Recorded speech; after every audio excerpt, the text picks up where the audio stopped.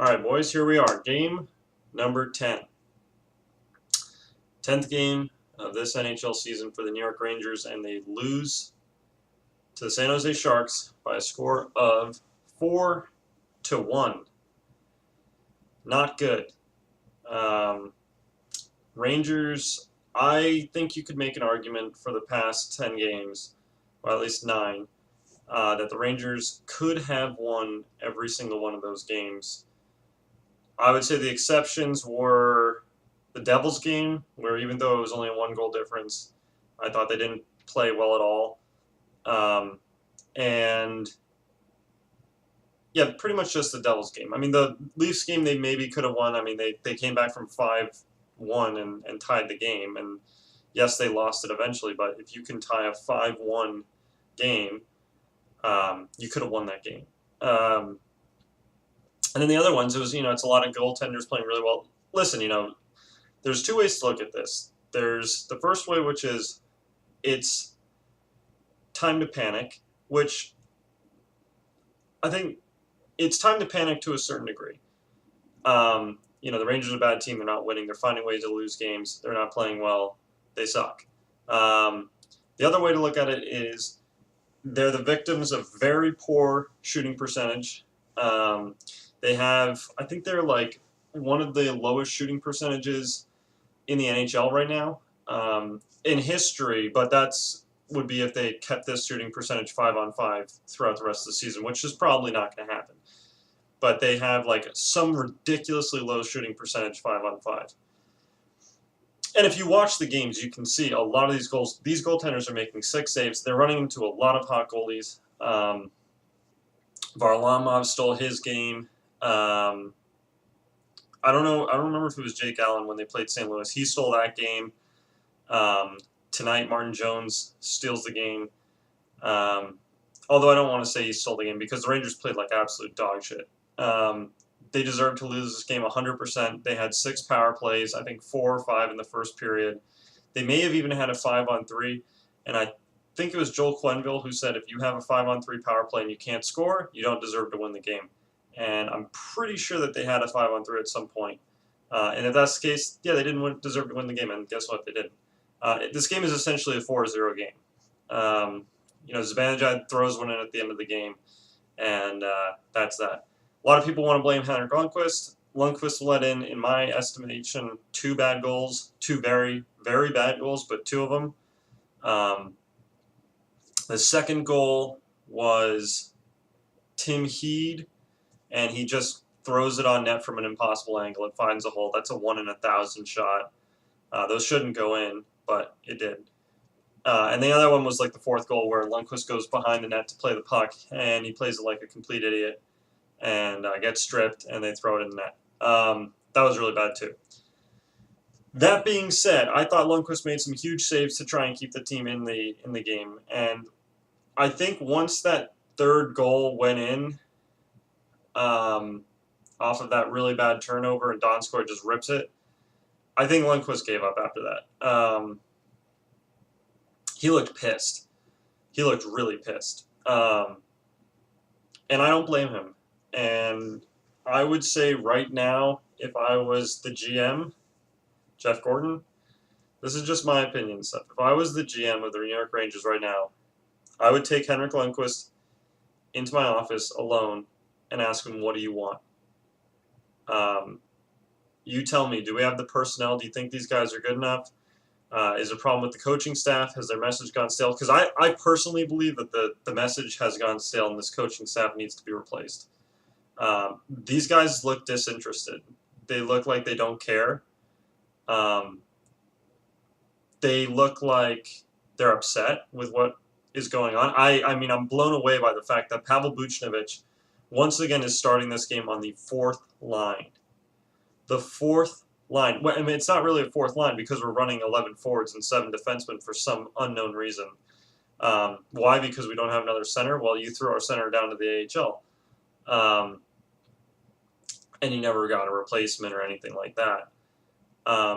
So we run 11 forwards, 7 defensemen. The 7th defenseman, Nick Holden, he's on the ice for the first 2 goals against. We're down 2-0.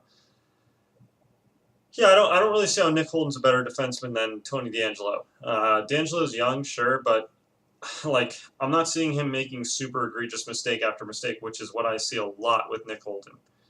Um, if you can't tell already, this is going to be a bit of a rant. I think at 10 games into the season, it's time to really reevaluate things and figure out what needs to be done. Um, the only thing that I believe is saving Alain Vigneault's job right now is that one win against Nashville over the weekend. It shouldn't, because they played like absolute shit in that game. They only had 15 shots on goal, and yeah, they managed to win, but they were playing Nashville's backup. Pekka Rinne was in that game; they would not have won. And this game, 34 shots on net, 34 shots on goal, 6 power plays, 1 goal, and the 1 goal was like a joke goal.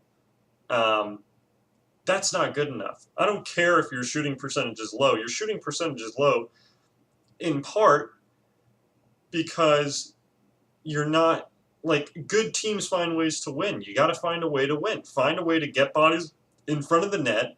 Find a way to get, create plays. I mean, the Rangers are always guilty of overpassing, and the one thing I like is that they're at least shooting it more. But the shots are not threatening. They're shots from the outside. They're shots from, far out on the boards, or they're just dump-ins onto the goalie. They're not threatening. I think, like I said, I think I would talk to Henrik and I would say, "What do you want?" Explain to me, like, because I don't think this is Henrik Lundqvist's fault. And to me, he seems like the only player on this team that really gives a shit. He is visibly upset. He's upset with himself, which is understandable. But Lundqvist has carried this team for 10 years. And he's not playing well right now. And the team is not able to carry him for 10 games. And that's a big problem. I'm not saying that, they should have to carry Lundqvist or anything like that. But if you can't help your goalie out and play good defense for a game, I mean, it shouldn't be hard to play good defense for a game, but the Rangers right now aren't even playing good defense for a period.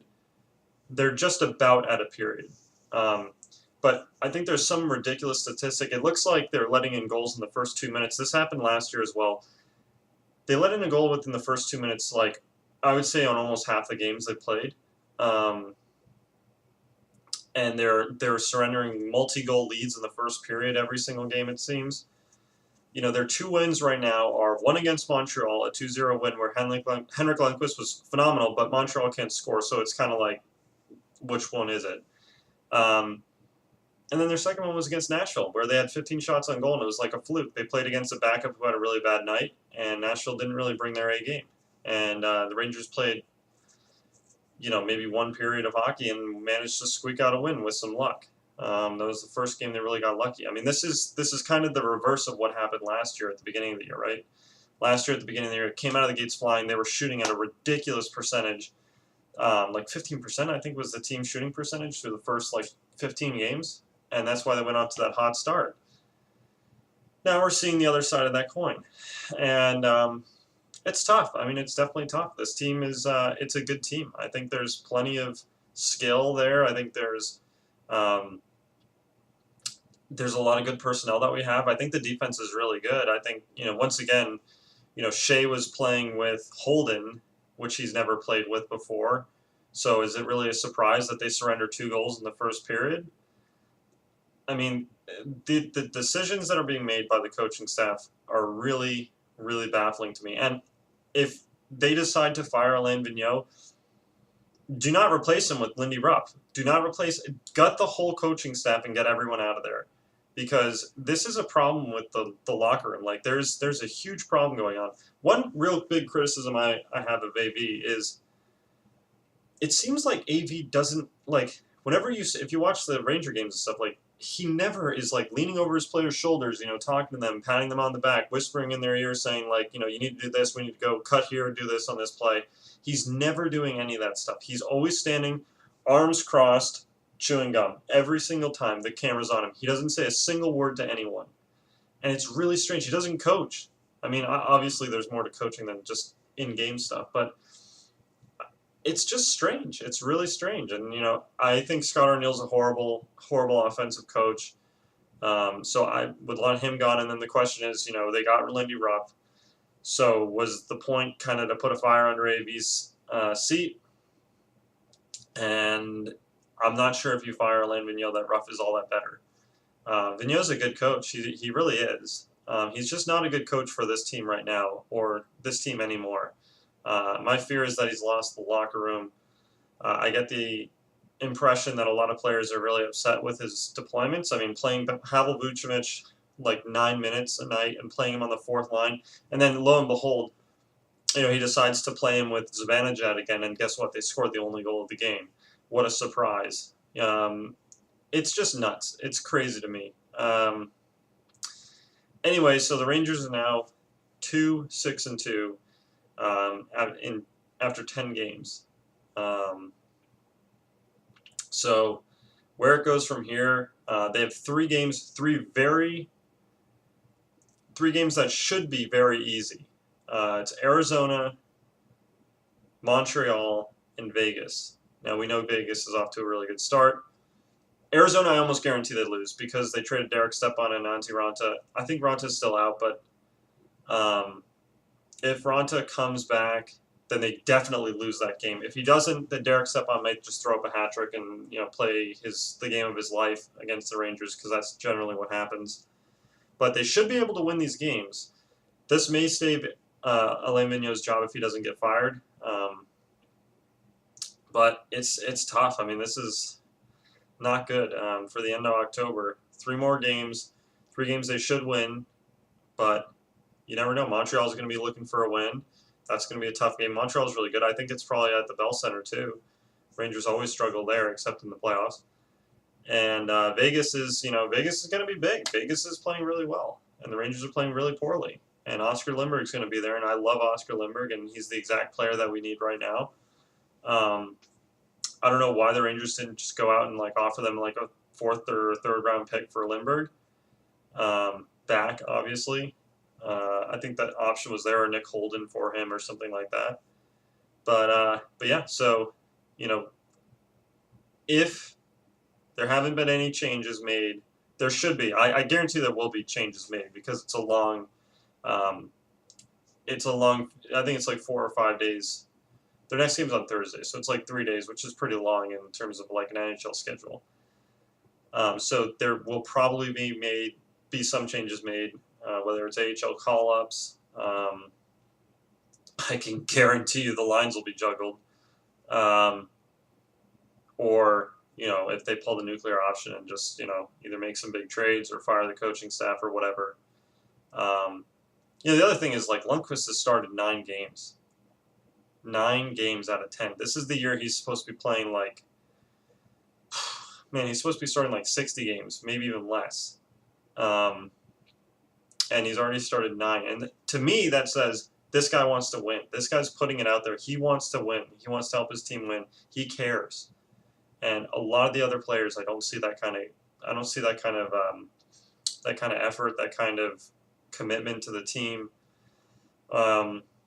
It doesn't look really good. I see it from a few players, but most of those players are players that are already playing well, with the exception of Rick Nash, who is not scoring goals but is playing well. Anyway, guys, we'll see what happens next time, but not good. So hopefully some changes will be made, and if things go really bad for the next 72 games, then maybe we'll get Rasmus Dahlin. So that could be the silver lining. See you guys.